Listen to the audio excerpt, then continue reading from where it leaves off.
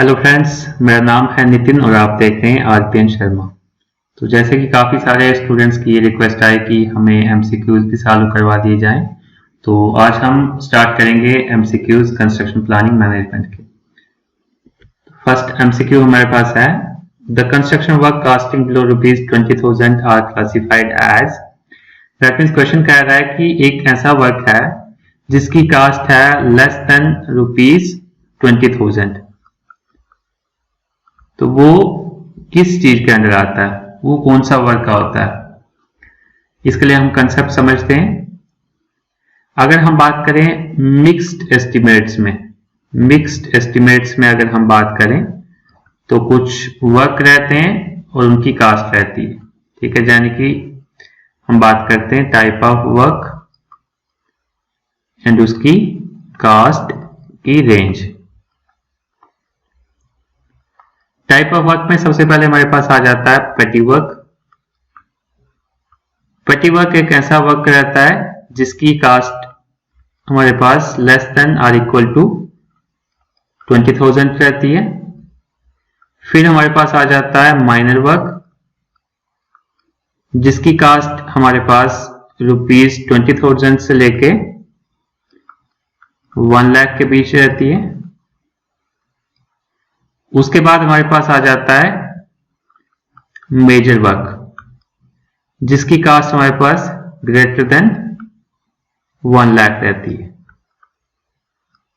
ठीक है, तो क्वेश्चन हमसे पूछा गया था कि कोई ऐसा वर्क जिसकी कास्ट लेस देन 20,000 हो। तो यहां पे अगर हम देखें लेस देन 20,000 में हमारे पास पेटी वर्क आ जाता है, लेकिन पेटी वर्क हमारे पास ऑप्शन में नहीं दिया है, तो इसलिए जो आंसर होगा वो होगा ऑप्शन डी। नेक्स्ट क्वेश्चन है, probabilistic time for completion of an activity can be found out from. हमने निकालना है प्रोबेबिलिस्टिक टाइम, तो प्रोबेबिलिस्टिक टाइम को हम एक्सपेक्टेड टाइम भी बोलते हैं। दैट मीन्स टीई हम इसको लिख सकते हैं, स्मॉल टी। ठीक है, स्मॉल टी का फॉर्मूला होता है हमारे पास T0 plus 4Tm plus TP divided by 6। ठीक है, इसने बोला कि जो प्रोबेबिलिस्टिक टाइम है किसी भी एक्टिविटी कंप्लीट होने का, वो हम कैसे फाइंड कर सकते हैं। उसके लिए हमें क्या क्या चीजें चाहिए, तो इसके लिए हमें 3 चीजें चाहिए। एक तो ऑप्टिमिस्टिक टाइम, T0 क्या है ऑप्टिमिस्टिक टाइम, Tm क्या है मोस्ट लाइकली टाइम, और Tp क्या है पेसिमिस्टिक टाइम। ठीक है, तो हमें तीनों चीजें यहाँ पे जरूरत है। हमें ऑप्टिमिस्टिक टाइम की भी जरूरत है, पेसिमिस्टिक टाइम की भी, मोस्ट लाइकली टाइम की भी। ठीक है, तो इसका आंसर क्या आएगा, all of these. Next question है हमारे पास, फ्लोट और slack represents the difference between the. ठीक है, तो सबसे पहले हम देख लेते हैं कि फ्लोट और स्लैक होता है क्या है। स्लैक होता है हमारे पास एक्स्ट्रा टाइम।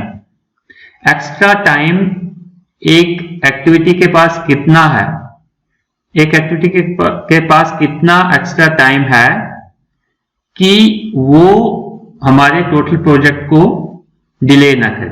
ठीक है, मतलब कितना हम एक्स्ट्रा टाइम उसको दे सकते हैं ताकि हमारा जो ओवरऑल प्रोजेक्ट है वो डिले ना हो। ठीक है, तो वो होता है स्लैक।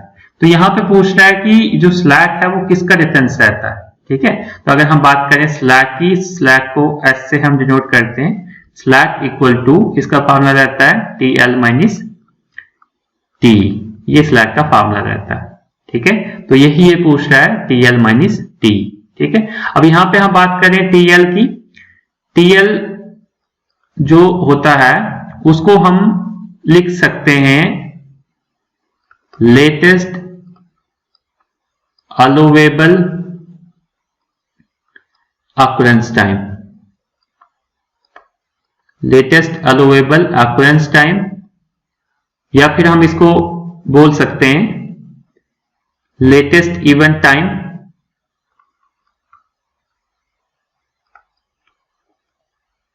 या फिर इसको हम बोल सकते हैं लेटेस्ट अक्रेंस टाइम,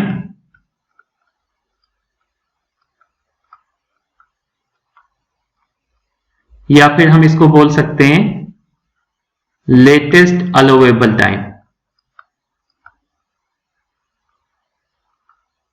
ठीक है, और जो टी है उसको हम बोल सकते हैं earliest expected time, earliest expected time,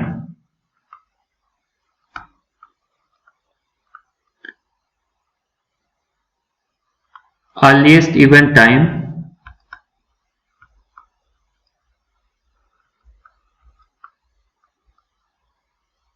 earliest occurrence time,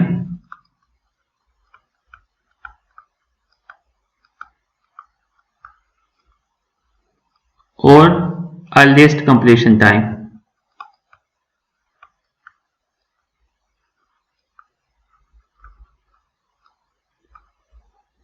ठीक है, तो ये हम बोल सकते हैं टीई को और टीएल को। ठीक है, इसके बेसिस पे हम आंसर्स देखेंगे। सबसे पहले तो हमारे पास जो टीएल होगा वो लेटेस्ट से ही स्टार्ट होगा, तो मतलब जो भी लेटेस्ट वाले जो ऑप्शन है वो हम पहले सेलेक्ट करेंगे। मतलब इसमें भी लेटेस्ट है, इसमें भी लेटेस्ट है, यानी कि हमारा आंसर या तो ये हो सकता है या तो ये हो सकता है। ठीक है, ये वाले ऑप्शन तो पहले ही हम नेग्लेक्ट कर देंगे। ठीक है, उसके बाद हम देखेंगे टी। टी क्या है? Earliest expected time, earliest event time, earliest occurrence time and earliest completion time. तो यहाँ पे हमारे पास कौन सा है? इसकी बात करें तो यहाँ पे अर्लीस्ट कंप्लीशन यहाँ पे टाइम होगा। ठीक है, और यहाँ पे नॉर्मल टाइम है। नॉर्मल टाइम तो हमारे पास नहीं होगा। ठीक है, तो जो हमारे पास आंसर आएगा इसमें वो होगा ऑप्शन बी।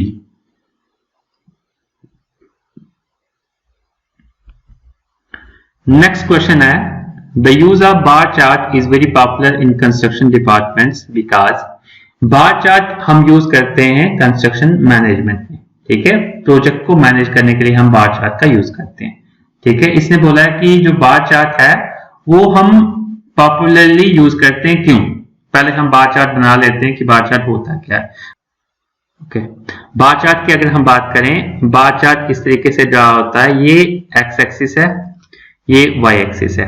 एक्स एक्सिस पे हमारे पास रहता है टाइम इन डेज, और वाई एक्सिस में हमारे पास रहता है जॉब, और इसको आप एक्टिविटी भी बोल सकते हैं, इसको आप टास्क भी बोल सकते हैं। ये रहता है वाई एक्सिस में। ठीक है, तो हम मान लेते हैं हमारे पास कोई एक्टिविटी और जॉब है ए, जो यहां से स्टार्ट हो रहा है। यहाँ पे टाइम 0 मान लेते हैं, यहाँ पे 1, यहाँ पे 2, यहाँ पे 3, यहाँ पे 4, यहाँ पे 5, कुछ भी हम रीडिंग ले सकते हैं, यहाँ पे 6। ठीक है, तो मान लेते हैं एक एक्टिविटी है जो ए से स्टार्ट हो रही है और 2 दिन चल रही है। ठीक है, फिर यहाँ पे बी एक्टिविटी है जो यहां से स्टार्ट हो रही है, सेकंड डे से स्टार्ट हो रही है और 4th डे पे खत्म हो रही है। ऐसे कोई सी एक्टिविटी है जो फर्स्ट डे के बाद स्टार्ट हो रही है और सेकंड डे में खत्म हो रही है, तो इस तरीके से। ठीक है, तो इसमें हम ऑप्शंस को देखें। ऑप्शंस क्या हैं? It is very simple to prepare and interpret. ठीक है, इसको सिंपल है प्रिपेयर करना। जैसे कि आप ये देख रहे हैं, ये बार्स है, ये है बार्स। ठीक है, ये जो बार का स्टार्टिंग है ये start of the activity, activity का स्टार्ट, और ये एंड ऑफ द एक्टिविटी। ठीक है, और जो इसका डिस्टेंस है वो हमें बताता है ड्यूरेशन, कि एक जो एक्टिविटी है वो कितने टाइम में खत्म होगी, ये ड्यूरेशन शो करता है। ठीक है, तो फर्स्ट है it is very simple to prepare and interpret, ये भी ठीक है। ईच आइटम ऑफ वर्क और एक्टिविटी इज शोन सेपरेटली। ठीक है, हर एक एक्टिविटी को हम सेपरेटली शो करते हैं। Modification to the chart if required can be carried out easily. अगर मॉडिफिकेशन करनी हो, इस एक्टिविटी को आगे ले जाना हो, तो हम ले जा सकते हैं, मॉडिफिकेशन भी हम इजिली कर सकते हैं। ठीक है, तो इसका जो आंसर आएगा वो आएगा ऑप्शन डी। ठीक है, क्योंकि हमने ये जो अपना बार चार्ट है वो स्टडी करा, उसके बेसिस पे हमने देखा कि जो इसका आंसर है वो है ऑप्शन डी। नेक्स्ट क्वेश्चन है, the difference between total float and free float is called. अब हम बात करें पहले फ्लोट की और स्लैक की। वो हमने पहले देख लिया कि फ्लोट और स्लैक होता है क्या है। फ्लोट और स्लैक क्या होता है? एक्स्ट्रा टाइम एक एक्टिविटी के लिए कितना हम उसको एक्स्ट्रा टाइम दे सकते हैं ताकि हमारे पास जो ओवरऑल प्रोजेक्ट का जो टाइम है, ड्यूरेशन है, वो डिस्टर्ब ना हो। ठीक है, इसमें total float and free float की बात हो रही है। ठीक है, तो टोटल फ्लोट क्या होता है? एक एक्स्ट्रा टाइम जो हम एक एक्टिविटी को दे सकते हैं ताकि ओवरऑल प्रोजेक्ट का जो टाइम है वो डिस्टर्ब ना हो। और फ्री फ्लोट क्या होता है, एक एक्स्ट्रा टाइम जो हम एक एक्टिविटी को दे सकते हैं ताकि हमारी जो अगले वाली एक्टिविटी है उसको कोई डिस्टर्बेंस ना हो, ठीक है, वो होता है फ्री फ्लोट। ठीक है, तो इसका फार्मूला रहता है total float minus free float, उसको हम बोलते हैं interfering float. Interfering float, interfering float equal to total float minus free float. ठीक है, ये हमारे पास फार्मूला रहता है इंटरफेरिंग फ्लोट का, total float minus free float. तो हम देखें इंटरफेरिंग फ्लोट कौन से ऑप्शन में है, ऑप्शन नंबर बी में। ठीक है, option B is the correct answer. Next question है हमारे पास, the final technical authority of a project is. Final technical authority कौन रहती है प्रोजेक्ट में, अगर हम बात करें तो सबसे पहले तो हमारे पास असिस्टेंट इंजीनियर आता है, उसके बाद हमारे पास एग्जीक्यूटिव इंजीनियर आता है, उसके बाद सुपरिटेंडेंट इंजीनियर आता है, और जो फाइनल जो अथॉरिटी है वो है चीफ इंजीनियर।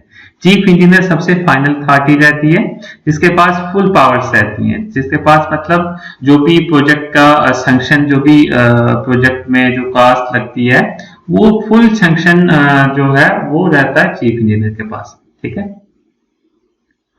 सो इसमें जो आंसर आएगा वो है ऑप्शन डी। नेक्स्ट है, the field of activities of an engineer includes.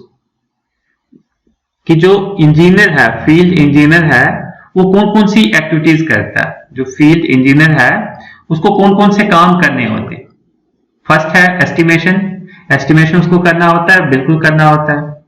Approval of construction plans by local authority, local authority से प्लान्स को अप्रूव करवाना है, बिल्कुल करवाना होता है। Inspection and payment of work done by the contractor, ठीक है, जो कॉन्ट्रैक्टर वगैरह जो काम करता है उसकी पेमेंट वगैरह का जो हिसाब है वो भी इंजीनियर रखता है। ठीक है, तो यहाँ पे ये सारे ऑप्शन करेक्ट है, तो हमारे पास जो आंसर आएगा वो आएगा ऑप्शन डी। नेक्स्ट है, the occurrence of the starting of an activity is called its. तो ये बोल रहा है कि हमारे पास जो स्टार्टिंग है एक्टिविटी का उसे हम क्या बोलते हैं। ठीक है, उसे हम क्या बोलते हैं, तो हमारे पास इस तरीके से हम शो करते हैं, ये है इवेंट और ये एरो क्या है, एक्टिविटी। ये मान लेते हैं 2, दिस इज एक्टिविटी, और ये 1 और 2 क्या है, इवेंट। ठीक है, और ये बोल रहा है स्टार्टिंग ऑफ एन एक्टिविटी। ठीक है, उसका जो ऑकरेंस है उसको हम क्या बोलते हैं। जैसे एक्टिविटी यहां से स्टार्ट हो रही है तो जो इसका ऑकरेंस है, ठीक है, तो वो है क्या, इवेंट।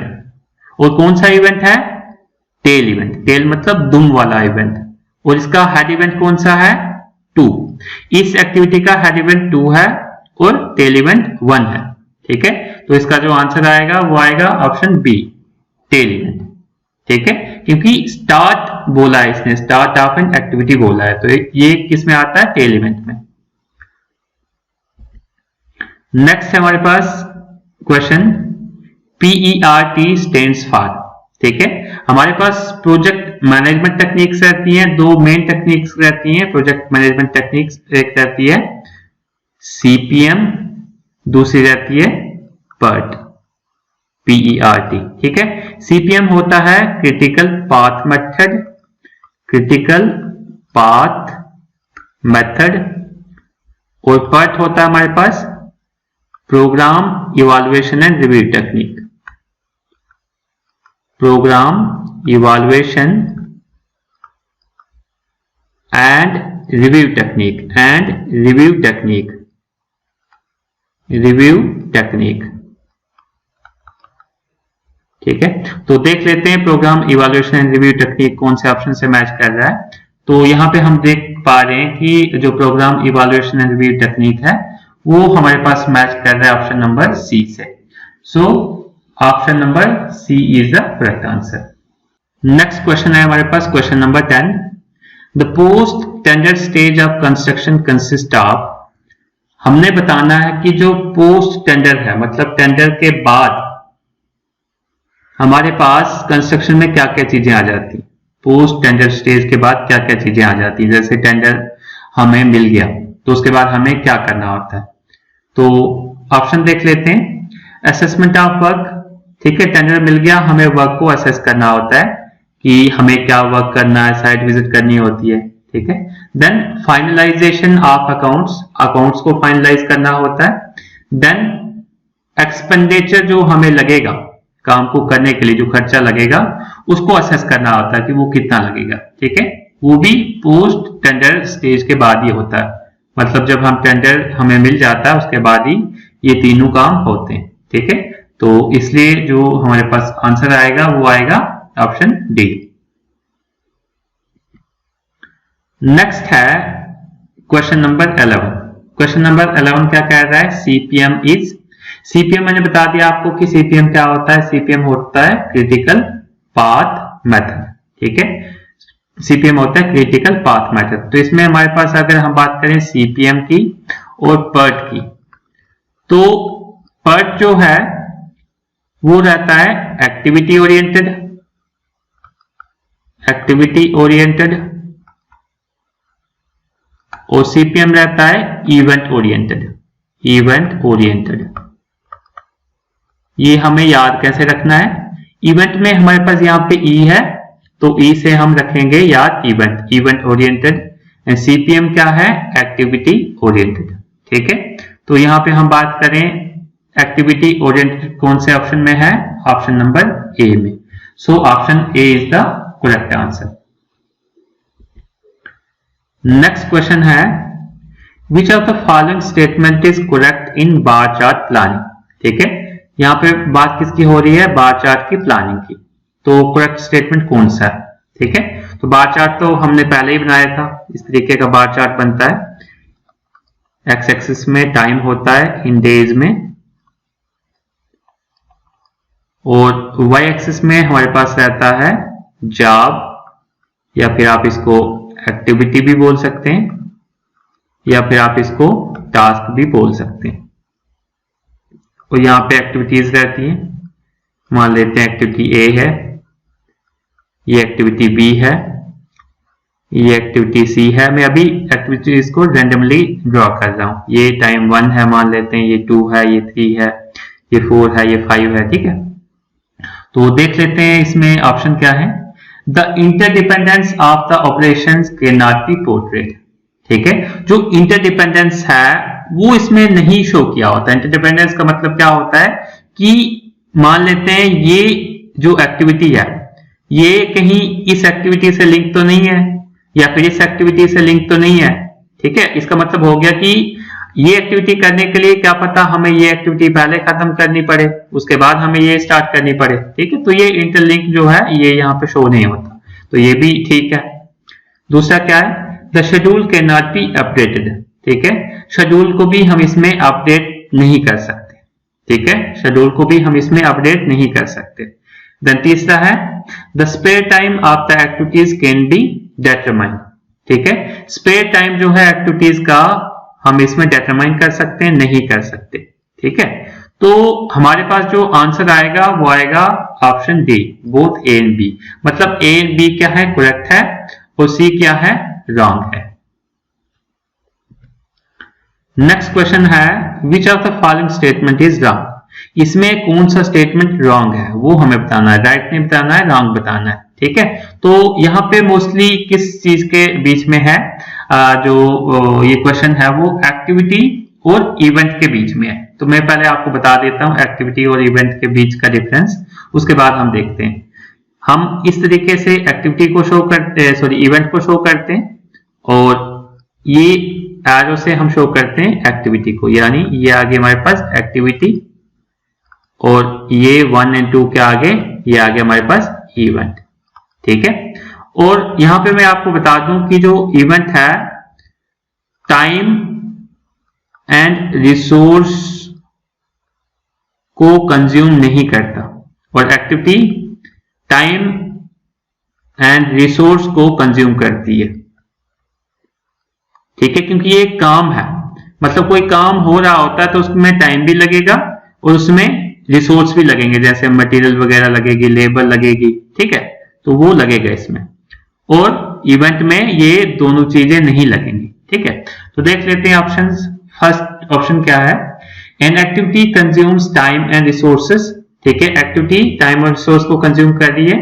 ठीक है, whereas an event does not consume any time and resources, ये भी ठीक है। ठीक है, दूसरा ऑप्शन है the performance of a specific task is called an activity, किसी टास्क को करना, परफॉर्म करना, उसे हम एक्टिविटी बोलते हैं, ये भी करेक्ट है।